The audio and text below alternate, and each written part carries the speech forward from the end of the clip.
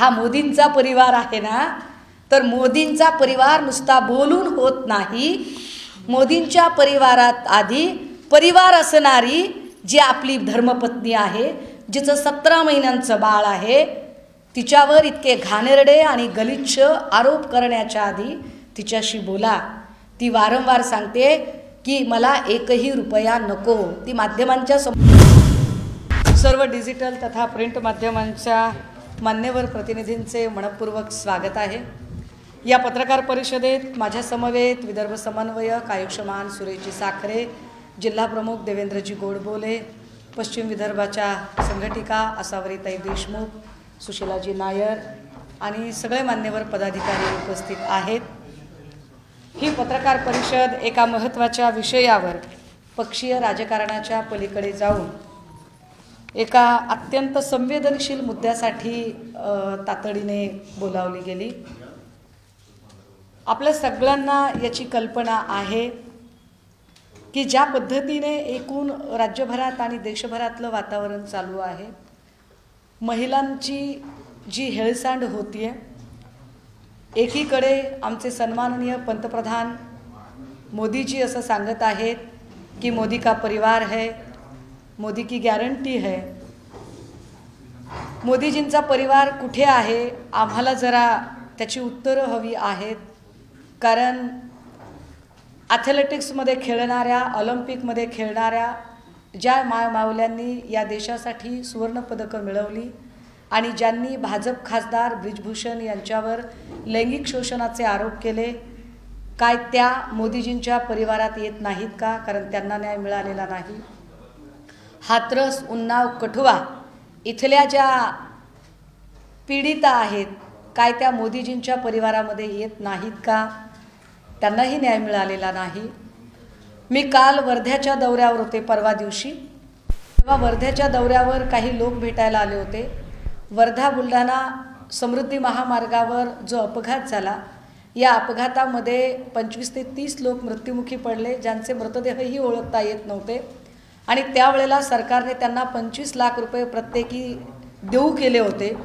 मात्र त्यातल्या कुणालाही 25 लाख काय 25,000ही मिळाले नाही. काय ही सगळी माणसं मोदीजींच्या परिवारामध्ये येत नाहीत का?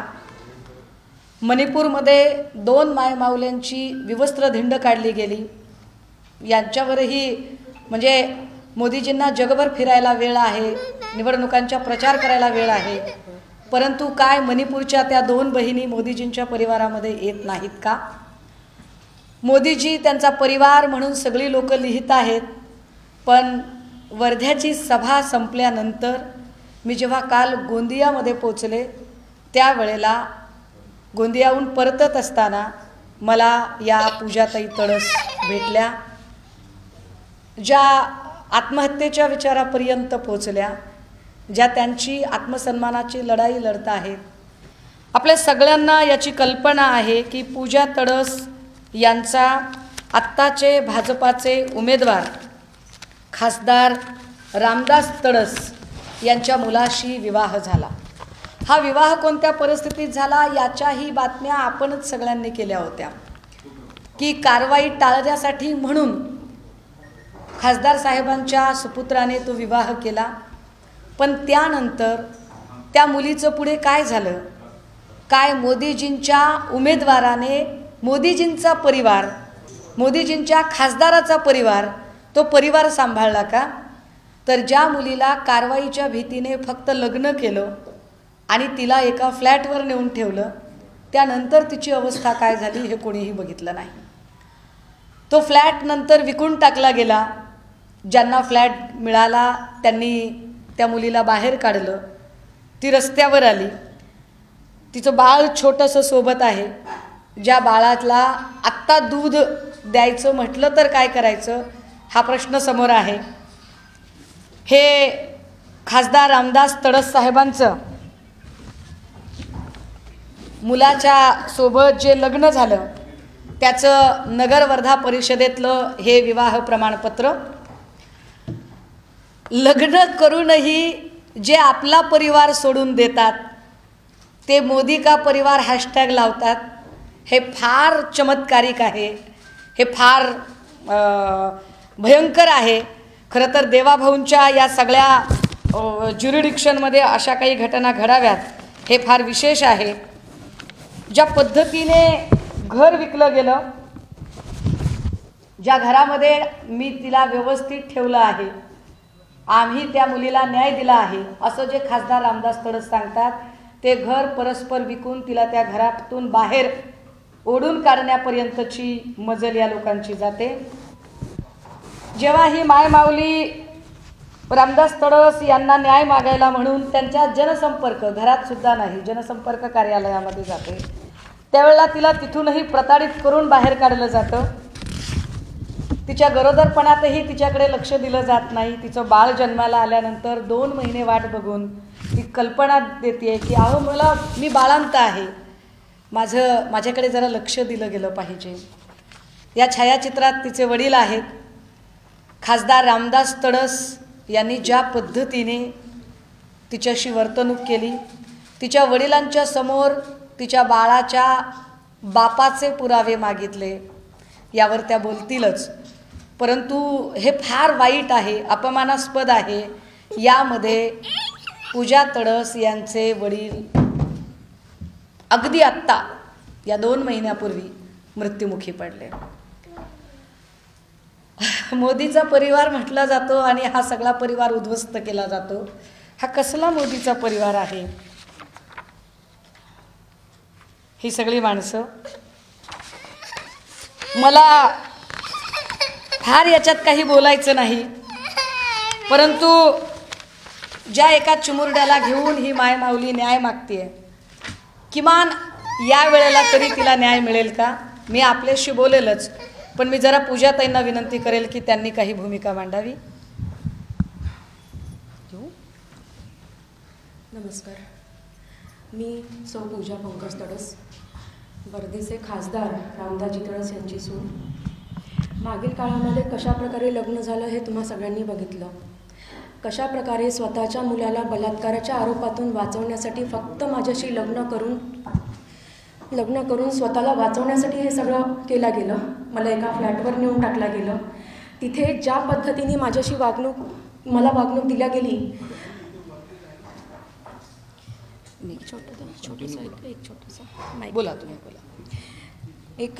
त्या फ्लॅटवर मला नेऊन टाकलं गेलं आणि ज्या फ्लॅटवर मी राहते त्या फ्लॅटवर फक्त मला उपभोगण्याची वस्तू म्हणून माझा वापर केला गेला.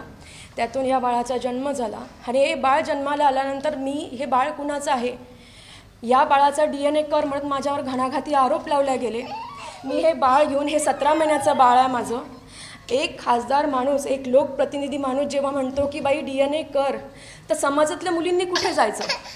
ज्या पद्धतीने माझ्याशी लग्न लावलं गेलं, ज्या पद्धतीने मला वागणूक दिल्या गेली, प्रत्येक वेळी माझ्यावर अपमानास्पद मला वागणूक दिल्या गेली, प्रत्येक वेळी माझ्यावर घणाघाती आरोप लावले गेले.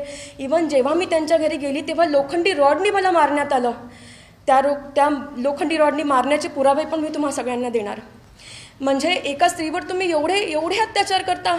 आज हे माझं छोटंसं बाळ आहे, या बाळाला घेऊन मी दर भटकते. ज्या फ्लॅटवर मी राहिली तो फ्लॅट विकून आम्हाला बेघरसुद्धा करण्यात आलं. म्हणजे इतक्या खालच्या पातळीपर्यंत जाऊन एका छोट्या मुलीशी, एका तान्ह्या लेकराशी राजकारण घडते, तर मग माझ्यासारख्या स्त्रियांनी जायचं कुठे जायचं? खासदार तडस साहेब म्हणतात मी माझ्या मुलाला बेदखल केलं.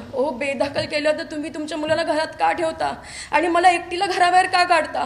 माझ्यासाठी सगळं राजकारण करता.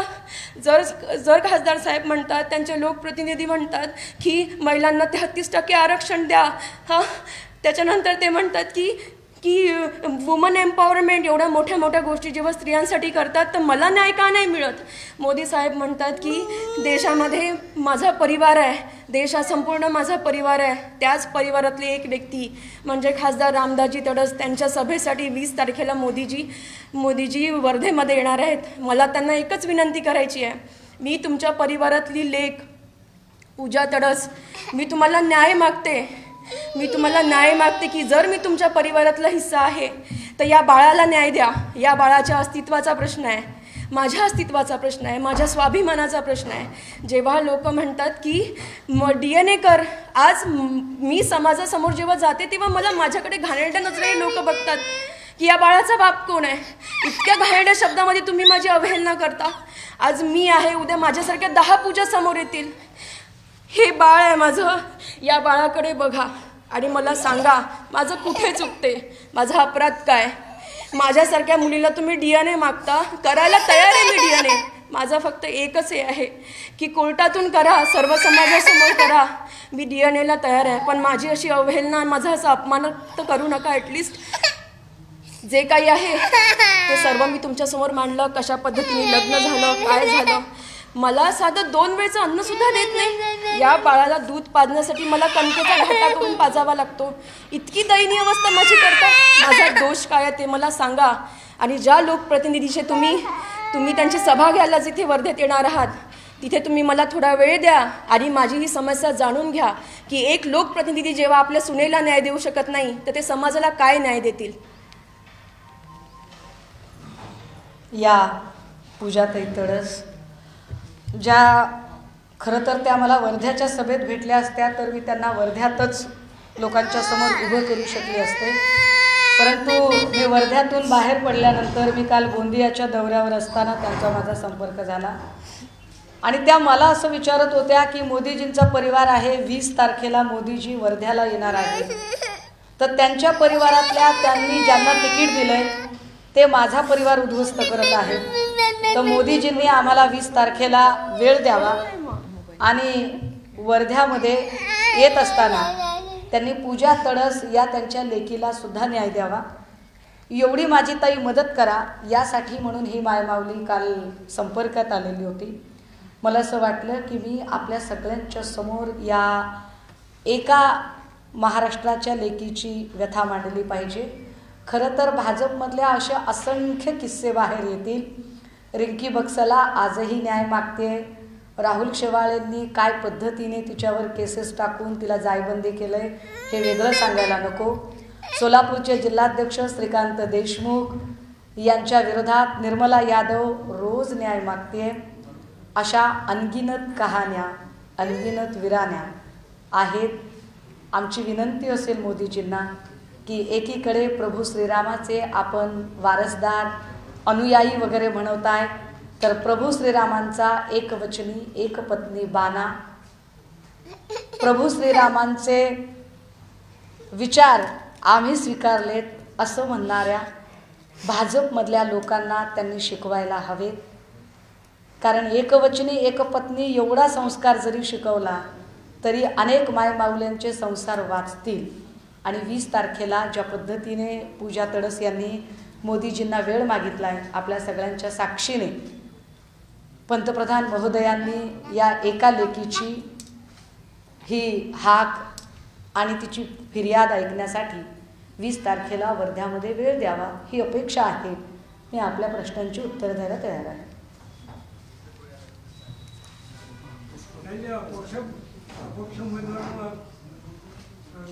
हां बोला, तुम्ही उमेदवारी अर्ज दाखल करा. एका स्त्रीला तुमच्या घरातल्या सुनेला, सून ही घरातली लक्ष्मी असते, तुम्ही त्या सुनेला DNA मागता. हे बाळ माझ्या मुलाचं नाही, हे बाळ माझं नाही म्हणून माझा अपमान करता. मला लोकांपर्यंत, मी लोक न्यायालयामध्ये न्याय मागण्यासाठी मी उमेदवारी अर्ज दाखल केला. त्याच्यामध्ये अपक्ष राहून मी त्याच्यामध्ये नामांकन अर्ज दाखल केला आणि त्यातून समाजापर्यंत पोहोचण्याचा प्रयत्न केला. मी न्याय मागण्याचा प्रयत्न केला. आज माझ्या या अस्तित्वाच्या आणि स्वाभिमानाच्या लढाईमध्ये समाजासमोर उपस्थित राहून मी समाजाला फक्त एकच मागणं मागते की आज माझ्यावर ही अवस्था आहे, उद्या देशातल्या, उद्या समाजातल्या सर्व स्त्रिया एक दिवस न्याय मागायला येतील, तेव्हा तुम्ही या प्रश्नांची उत्तरं कशा प्रकारे द्याल. हाच माझा एक साधा आणि सरळ प्रश्न आहे समाजाला. की ठेवलेली बाई, तुम्ही म्हणता घरातल्या सुनेला ठेवलेली बाई, हा त्याचं उत्तर त्या छोटं बाळ डिस्टर्ब करल्यामुळे त्यांनी सांगितलं की मला लोकांपर्यंत पोहोचायचं होतं, लोक माझं म्हणणं ऐकतील कसं, तो आवाज मोठा करण्यासाठी म्हणून मी तो नामांकन अर्ज दाखल केला की किमान मी उमेदवार म्हणून तरी माझ्या म्हणण्याला एक से प्राप्त होईल का, माझं म्हणणं पोचेल का, यासाठी तो उमेदवारी अर्ज त्यांनी दाखल केला. मी आधीच म्हटलं की पक्षीय राजकारणाच्या पलीकडे जाऊन एक महिला म्हणून जर त्या त्यांच्या न्यायाची आणि सन्मानाची लढाई लढत असतील तर मोदीचा परिवार म्हणवणाऱ्या सगळ्यांनीही त्यांना समजून घेतलं पाहिजे. आणि बहीण म्हणून एका बाईचं दुःख म्हणून, बाईपणाच्या वेदना म्हणून आणि मी स्वतः बाई म्हणून त्यांच्यासोबत उभं राहिलं पाहिजे, म्हणून आम्ही आज त्यांना इथे बोलावलं. विचार. तुम्ही त्यांना सपोर्ट करणार का? शिवसेना सपोर्ट करणार का अपक्ष? एक लक्षात घ्या, मी ज्या अर्थी इथे आले त्या अर्थी एका बाईला बाईपणाच्या संवेदना समजूनच इथे आली आहे. मी अगदी पत्रकार परिषद सुरू करताना पहिल्या वाक्यात बोलले की इथे पक्षीय राजकारणाच्या पलीकडे जाऊन फक्त एक परिवार उद्ध्वस्त होत आहे. तो परिवार मोदीजींच्या परिवारातला परिवार आहे आणि मोदीजींच्या परिवारासाठी मोदीजी जर 20 तारखेला ज्याने यांचा परिवार उद्ध्वस्त केला त्याच्या प्रचारासाठी म्हणून मोदीजी जर 20 तारखेला वर्ध्याला येत असतील तर मोदीजींनी आधी यांचा परिवार दुरुस्त आहे का ते बघितलं पाहिजे. ज्या रामदास तडस साहेबांच्या प्रचारासाठी ते येणार आहेत, मुळात रामदास तडस साहेबांनी आपल्या परिवाराला न्याय दिला आहे का हे त्यांनी समजून घ्यावे. मग मोदी का परिवार हे वाक्य फार मोठं करत त्यांनी त्यांची भाषणबाजी करावी, इतकी साधी अपेक्षा आहे. राजकीय प्रश्न विचारतो. आता शिवसेनेत फूट पडल्यानंतर पहिल्यांदा ठाकरे गट या निवडणुकीला सामोरं जातात. या निवडणुकीत काय परिणाम तुम्हाला पाहायला मिळेल? म्हणजे ठाकरे गट वेगळा असल्याचा महायुतीला, महाविकास आघाडीला फायदा होईल किंवा कशा दृष्टीनं पाहतो? पहिलं तर मी आपल्याला हे सांगितलं पाहिजे की कृपया गट म्हणू नका, कारण हम किसी कागज के मोहताज नहीं है की इलेक्शन कमिशन किंवा कुणीतरी एक कागद दाखवेल आणि आम्ही त्याला गट समजू. आम्ही गट असतो ना तर आम्ही 4 जागा 8 जागांवरती समाधान मानलं असतं. आम्ही डुप्लिकेट असतो ना तर आम्हीही दिल्लीला जाऊन मुजरे आणि हुजरे केले असते. परंतु वंदनीय बाळासाहेब जेव्हा होते तेव्हाही अटलजी असतील, अडवाणीजी असतील, मुंडे साहेब असतील, महाजनजी असतील, जागा वाटपाच्या चर्चेसाठी मातोश्रीवर वाटाघाटी करायला यायचे. मातोश्रीवरून कधी कुणी वाटाघाटी करण्यासाठी दिल्लीला गेलं नव्हतं. परंतु ज्यांची खरी शिवसेना म्हणून मोदीजींनी चंद्रपूरमध्ये भलावण केली ते शिंदे साहेब टेंभी नाक्याला राहतात. जागा वाटपासाठी अमित शाह किंवा नरेंद्र मोदीजी हे टेंभी नाक्यावर आले नाही तर टेंभी नाक्यावरच्या माणसाला मुजरे आणि हुजरे करायला दिल्लीला बोलावून घेतलं. यातनंच उत्तर स्पष्ट आहे, गट कुणाचा आहे, पक्ष कुणाचा आहे, पक्षप्रमुख कोण आहे. ताकदीनं 21 जागा लढतोय आणि 21 जागा लढताना जर 13 निघून गेलेले असतील तर 13 पुन्हा निवडून आणण्याची धमक दाखवतोय आणि होय तेवढा निकाल आम्ही दाखवू. रामदास तडस असं म्हणाले की आता निवडणुकीच्या काळामध्ये अशा प्रकारचे आरोप होत असतात. निवडणुकीच्या काळात आरोप होत असतात हे मी समजू शकते, पण एक बाळ जन्माला घालायला 9 महिने 9 दिवस लागतात. दाबलं बटन आणि झालं बाळ होत नाही. रामदास तडस साहेबांनी जरा पातळी राखून बोलावं. एका महिलेच्या गरिमेबद्दल आणि तिच्या सन्मानाबद्दल बोलताना रामदास तडस यांनी जरा संवेदनशीलता दाखवावी. काल प्रफुल्ल पटेल यांनी दावा केलेला ज्यावेळी अजित पवार महायुतीमध्ये आले त्यावेळी शरद पवार हे 50% भाजपसोबत जायला तयार होते. तुमच्याकडे ही म्हण आहे का नाही माहीत नाही दादा, आमच्याकडे आहे बरं का. निनांद्याला 12 बुद्ध्या असतात. 12 बुद्ध्यातली एक कारणं ते पुढे आणतात. प्रफुल्ल पटेल साहेब यांच्या 149 कोटीच्या जेव्हा त्यांच्याकडे विमान नागरी उड्डाण खातं होतं, या खात्याशी संबंधित 149 कोटीच्या घोटाळ्याची फाईल अचानक का बंद झाली आहे आणि त्याची क्लीन चिट कुणी दिली, ती क्लीन चिट देण्याची प्रोसेस नेमकी काय होती, की ती प्रोसेसच पवार साहेबांपासून घड्याळ हिरावून घेण्याची होती का, हे एकदा पटेल साहेबांनी सांगितलं पाहिजे. माझं म्हणणं होतं की तडस साहेबांवर जेव्हा एवढं मोठं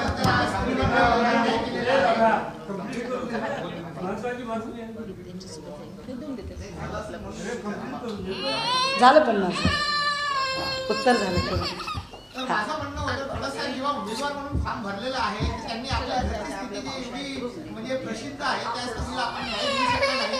तर इलेक्शन अधिकाऱ्यांनी त्याची चौकशी करू शकत त्याची उमेदवारी रद्द करायला पाहिजे असं कधी मागणी केली होती का? नाही, मला काय म्हणायचंय, खरं तर ही उमेदवारी रद्द केली पाहिजे. ती इलेक्शन कमीशन रद्द करण्यापेक्षा मोदी का परिवार और अगर सभी लोग मोदी के परिवार के लोग हैं तो मोदी जी ने परिवार प्रमुख के तहत स्वयं यह निर्णय लेना चाहिए कि हम उनको प्रत्याशी के रूप में खड़ा नहीं करेंगे. हा न्याय खरं तर मोदीजींनी आधी दिला पाहिजे, कारण ते परिवार प्रमुख आहेत. परिवार ही संकल्पना त्यांनी आणलेली आहे. हा भाग वेगळा की जशोदा काकींच्या सोबतचं नातंच ते नाकारतात तर बाकीच्यांचं काय सोडून द्या, आम्हाला त्यावर जायचं नाही आहे. परंतु मला असं वाटतं की तडसांची उमेदवारी ही नैतिकता म्हणून, नीतिमत्ता म्हणून, योग्य अयोग्य आणि सत्सद्विवेक म्हणून मोदीजींनी मुळात ती उमेदवारी रद्द केली पाहिजे. राहिला प्रश्न इलेक्शन कमिशनचा, तर हरकत नाही दादा, स्वायत्त यंत्रणांवर दबाव आहे हे वेगळं सांगायची गरज नाही. पण तुम्ही म्हणताय म्हणून आपण अजून एकदा अपेक्षा करूया. आणि पीडितेला तसं वाटतं का की त्यांच्या सासऱ्यांची उमेदवारी रद्द व्हावी, जे त्यांच्यावरती अन्याय करत आहेत, हे पण महत्त्वाचं आहे. तर तुम्ही त्यांच्या उमेदवारी रद्द करण्याच्या संदर्भात मागणी करत आहात का?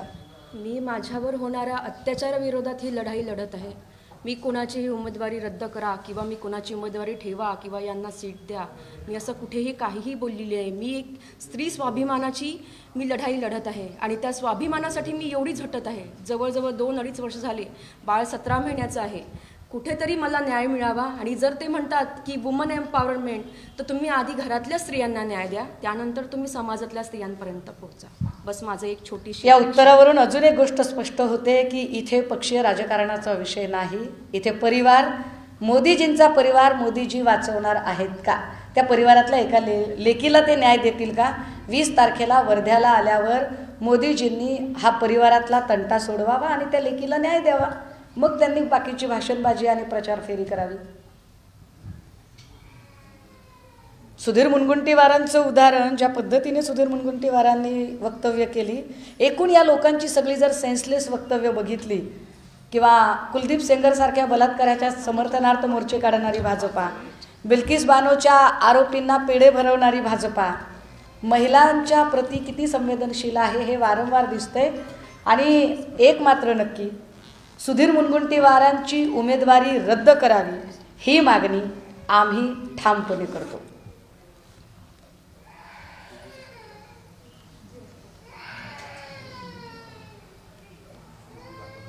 बोला. मला एक प्रश्न आहे. जी. नुकताच एक म्हणजे राजू पारवे आहे, उमेदवार राजू पारवे यांनी एका विधवा मुस्लिम महिलेचा मुखंड हडप केलेला आहे. या संदर्भात आपण काय सांगू शकतो? आणि त्याच्यात पूर्ण फॅमिली मेंबरची नाव, ती मायमाऊली जर आम्हाला भेटली तर निश्चितपणे आपण त्याच्यावरही बोलूया, नक्की बोलूया.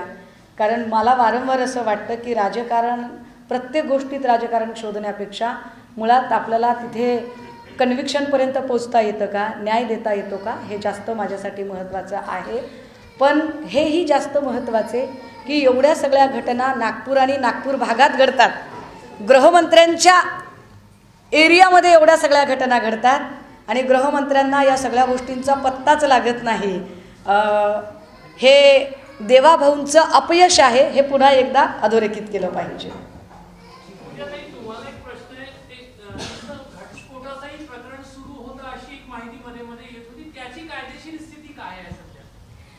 घटस्फोटासाठी त्यांनी अर्ज नाही केला. ते म्हणतात लग्न रद्द करून द्या. आज मला हे 17 महिन्यांचं बाळ आहे आणि सेक्शन 12 नुसार असं कायदेशीर आहे की 12 महिन्यांपर्यंत लग्न रद्द करण्यासाठी अप्लिकेशन करतात. सगळ्यात आधी तर बनावटी विवाह करून फसवलं पहिल्यांदा 20 ऑक्टोबरला 2020ला. त्याच्यानंतर मी माझी तक्रार आयजींपर्यंत पोहोचवली. त्यानंतर प्रसारमाध्यमांनी ती तक्रार घेतली, त्याच्यातून मीडियापर्यंत सगळी बातमी पोहोचली आणि आता कुठेतरी गुन्हे दाखल होणार, कुठेतरी आपल्यावर कायदेशीर कारवाई होणार म्हणून माझ्याशी मीडियासमोर लग्न लावल्या गेलं आणि मला एका फ्लॅटवर नेऊन टाकून दिलं. त्यानंतर अपमानास्पद वागणूक दिल्या गेली, माझ्यावर अत्याचार घडत गेले, अक्षरशः बलात्कारापर्यंत अत्याचार घडत गेले. मला बोलताना सुद्धा कसं तरी वाटतंय, कारण त्याच्यानंतर जेव्हा बाळ झाल्यानंतर 2-3 महिन्यांनी बाळ झाल्यानंतर जर कोर्टामध्ये केस करता की हे माझं लग्न रद्द करून द्या, ठीक आहे, एका उद्देशाने आपण हाही विचार करू, पण बाळ रद्द होईल का? बाळ रद्द होईल का? तान्ह बाळ आहे ना, तुमच्या डोळ्यासमोर बाळ दिसतं आहे ना, बाळ डोळ्यासमोर दिसत असताना, खेळत असताना तुम्ही त्याला जवळसुद्धा घेत नाही, म्हणता की हे बाळ माझं नाही, हे बाळ माझ्या मुलाचं नाही. मी कुठे जायचं? माझ्यासारख्या स्त्रियांनी कुठे जायचं? जेव्हा एक लोकप्रतिनिधी म्हणतो की तू DNA कर, तर माझ्यासारख्या असंख्य स्त्रिया उद्या DNAच करत फिरतील. मग त्यांच्या अस्तित्वाचं काय? त्यांच्या स्वाभिमानाचं काय? उद्या हे बाळ शाळेत जाईल, उद्या या बाळाला प्रश्न विचारला की बाबा तुझा बाप कोण, तर त्या बाळाने कसं फेस करायचं समाजासमोर? त्या बाळाच्या अस्तित्वाचं काय? माझा साधा सरळ प्रश्न आहे. मला माझा स्वाभिमान परत करा, मला माझं अस्तित्व परत करा. म्हणजे त्यांच्याकडून घटस्फोटाचा अर्ज केलेला नाही, लग्न रद्द करून द्या असाच अर्ज त्यांनी कायदेशीररित्या केला. त्यावरही कोर्टाने अजूनपर्यंत कुठलाही हे दिलेलं नाही. ती केस पेंडिंग आहे आणि त्यावर कोर्टाने सुद्धा बोललेलं आहे की ही कायदेशीररित्या ही बाब कायद्यात बसत नाही. बलात्काराच्या आरोपातून वाचण्यासाठी म्हणून लग्नविधी पार पडले, परंतु त्या लग्नातनं सुटका करण्यासाठी म्हणून पुन्हा आपल्या खासदारकीचा गैरवापर करत, आपल्या राजकीय पदाचा गैरवापर करत रामदास तडस यांनी तिथल्या संपूर्ण यंत्रणांना दबावाखाली घेत हे लग्न रद्द करून आपल्या मुलाची आपली सुटका करून घेता येते का आणि एका मुलीला वाऱ्यावर सोडता येतं का, असा तो सगळा डाव रचला. परंतु माननीय न्यायालयाचे आभार मानले पाहिजे की माननीय न्यायालयाने खासदार रामदास तडस यांचा असा कुठलाही डाव पूर्ण होऊ दिला नाही. असं वाटत नाही की एक स्त्रीसोबत अन्याय झालेला आहे तर आपण याची तक्रार महिला आयोग सोबत करायला पाहिजे? फार चांगला प्रश्न विचारला दादा तुम्ही, मला अपेक्षित होता. या सगळ्या प्रकरणामध्ये महिला आयोगाच्या अध्यक्षांनीच पुढाकार घेतला होता. महिला आयोगाच्या अध्यक्षांनीच आय थिंक त्यांना सोबत घेऊन सगळं काही केलं होतं आणि नंतर त्यांचा विवाह वगैरे पार पडला होता. पण मी जरा आपल्याला आठवण करून दिली पाहिजे की आता महिला आयोगाच्या अध्यक्ष असणाऱ्या ज्या कोणी ताई आहेत त्या आता भाजपसोबत हातमिळवणी झालेली आहे. आता भाजपसोबत हातमिळवणी झाली म्हटल्यावर भाजपच्या खासदाराच्या विरोधात महिला आयोगाच्या अध्यक्षा कसं काय बोलतील बरं? त्या महिला आयोगाच्या अध्यक्षांचा सध्याचा प्रोटोकॉल काय राहिलेला आहे तर सोशल मीडियावर त्यांना जर कोणी प्रश्न विचारले त्यांच्या प्रामाणिकपणावर, व्यक्तिगत त्यांना कोणी बोललं तर त्याच्यासाठी फक्त नोटिसा काढायच्या, त्याच्यावर पोलीस केस करायची, त्याच्यावर कारवाई करायची. इतर महिलांना न्याय देण्याच्यासाठी काही महिला आयोग असतो होय? असल्या काही अंधश्रद्धा आपण बाळगायची गरज नाही. पंकज तडस आता काही प्रसारमाध्यमांशी बोलले आणि त्यांनी असा म्हटलेलं आहे की खंडणी मागितल्याचे 2000 ऑडिओ क्लिप त्यांच्याकडे आहे आणि ती केस कोर्टात सुरू आहे. ते या सर्व प्रकरणाला हनी ट्रॅपचं प्रकरण असा शब्द वापरतात. हा अत्यंत गंभीर आरोप आहे. 2014 पासून माझी आणि पंकजची मैत्री होती, त्या मैत्रीचं रूपांतर प्रेमात झालं. प्रेमानंतर 2020मध्ये त्यांनी बनावटी लग्नाचा कट केला माझ्याशी. जेव्हा मी त्यांना विचारलं की आपलं लग्न कधी होणार, त्यानंतर मी त्यांना विचारलं, परिवारामध्ये बैठका घेतल्या गेल्या. बैठक घेतल्यानंतर 4 महिन्याचा वेळ मागितला. 4 महिन्याचा वेळ मागितल्यावर कोर्ट मॅरेज, आता कोरोना आहे तर कोर्ट मॅरेज करू असा प्रस्ताव मांडला आणि आपण नोंदणी पद्धतीने हे लग्न करत आहोत म्हणून माझ्याकडून ते कागदांवर सह्या घेतल्या गेल्या. सह्या घेतल्यानंतर 2 महिन्यांनी कुठलीच विचारणा झाली नाही. तेव्हा मी त्यांना बोलली की आता काय करायचं? जो फ्लॅट त्यांनी बुक केला होता त्या फ्लॅटवर नेऊन माझा अत्यंत घाणेरड्या पद्धतीने माझा उपभोग घेतला गेला. तिथे गेल्यानंतर तिथे मला प्रेग्नेन्सी राहिली आणि जेव्हा मी म्हटलं की आता काय करायचं तर म्हटलं की आपल्याला सर्व समाजासमोर चांगल्या पद्धतीने मोठ्या पद्धतीने आपल्याला लग्न करायचं आहे तर आपण सध्या हा बाळाचा विचार काढून टाकू. यापूर्वीही माझं एक ॲबॉर्शन झालेलं आहे. त्या ॲबॉर्शनचे हे डॉक्युमेंट्स,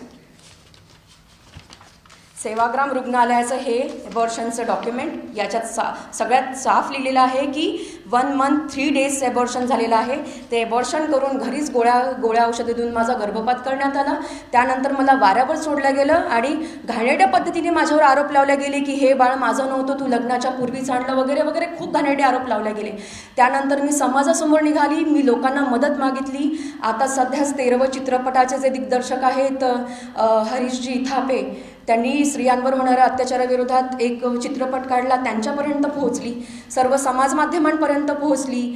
वर्धेला तिगावकर म्हणून आहेत जनसंपर्क अधिकारी आहेत, त्यांच्यापर्यंत पोहोचली.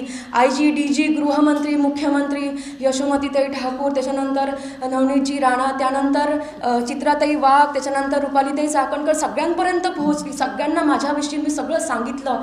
आणि जेव्हा कुठूनच यांचा काहीच जेव्हा मला हे झालं नाही, तेव्हा कुठल्याही स्त्रीला वाटते की आपण आपल्या न्यायाच्या लढाईसाठी आपण समोर जावं. त्यांनी माझ्या फोनमध्ये माझा फोनचा दुरुपयोग करून त्यांनी माझ्या फोनमधून कट पेस्ट करून माझं बोलणं सगळं हे केलं. आणि त्याच्यातून एका बायकोवर तुम्ही जर म्हणता की बायको खंडणी मागते, तर उद्या प्रत्येक स्त्रिया आपल्या नवऱ्याला पैसे मागतात की मला घर चालवायला पैसे दे, मला जगण्यासाठी माझा खर्च कर. जर प्रत्येक स्त्री आपल्या नवऱ्याला जर ह्या अशा गोष्टी म्हणते तर ती खंडणी होईल का? दुसऱ्या समजा एका पत्रकारांनी माझा मुद्दा मांडला, तर हा पत्रकार मला खंडणी मागतो, त्यालाही पूजा सपोर्ट करते, हे असं जर म्हटलं तर उद्या प्रत्येकच नारीवर, प्रत्येकच स्त्रीवर, प्रत्येकच महिलेवर हा सगळा अत्याचार होईल. मी त्या भावनिक होत आहेत आणि त्या भावनिकतेत बोलत राहतील म्हणून फक्त मध्ये थोडासा इंटरप्ट करते. आपण जे हनी ट्रॅपचं म्हणालात ना दादा, हनी ट्रॅपची केस पंकज तडस यांनी तात्काळ का दर्ज केली नाही? लग्न का केलं तेव्हाच?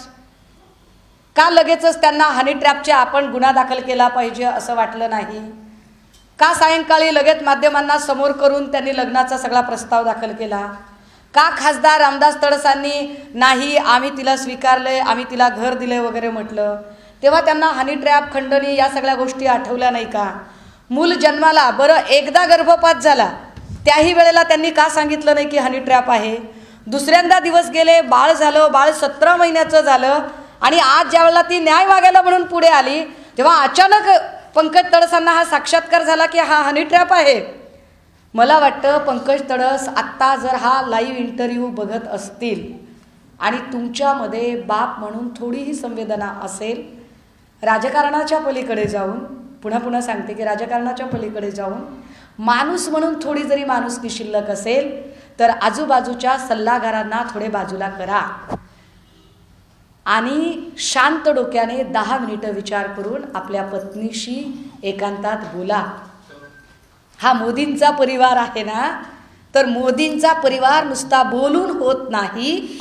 मोदींच्या परिवारात आधी परिवार असणारी जी आपली धर्मपत्नी आहे, जिचं 17 महिन्यांचं बाळ आहे, तिच्यावर इतके घाणेरडे आणि गलिच्छ आरोप करण्याच्या आधी तिच्याशी बोला. ती वारंवार सांगते की मला 1ही रुपया नको. ती माध्यमांच्या समोर सांगते मला फक्त आणि फक्त माझ्या बाळाचं नाव हवं आहे आणि तुम्ही तिच्यावर घाणेरडे खंडणीचे आरोप करता. मोदी जी, अगर आप तक यह इंटरव्यू पहुंच रहा है, आपके सलाहकारों तक, आपके प्राइम मिनिस्टर ऑफिस तक अगर यह इंटरव्यू पहुंच रहा है तो हम पूजा तड़स जी की ओर से आपसे नम्र निवेदन करना चाहते हैं कि मोदी का परिवार यह ट्विटर पर सिर्फ ट्रेंड चलाने से मोदी का परिवार नहीं बनता है. मोदी का परिवार तब बनेगा कि आने वाली 20 तारीख को आप जब वर्धा में आएंगे और वर्धा में जिस प्रत्याशी के लिए आप प्रचार सभा लेंगे, उसी प्रत्याशी ने किस तरह से अपने परिवार की बहू को एक दर-बदर भटकने की ज़िंदगी दे रखी है, अगर उसको आप पहले न्याय दिलाते हैं तो फिर आप सही में मोदी का परिवार यह हैशटैग चलाने की योग्यता रखते हैं. यह हम बड़ी नम्रता से आपके सामने कहना चाहते हैं. Thank you so much.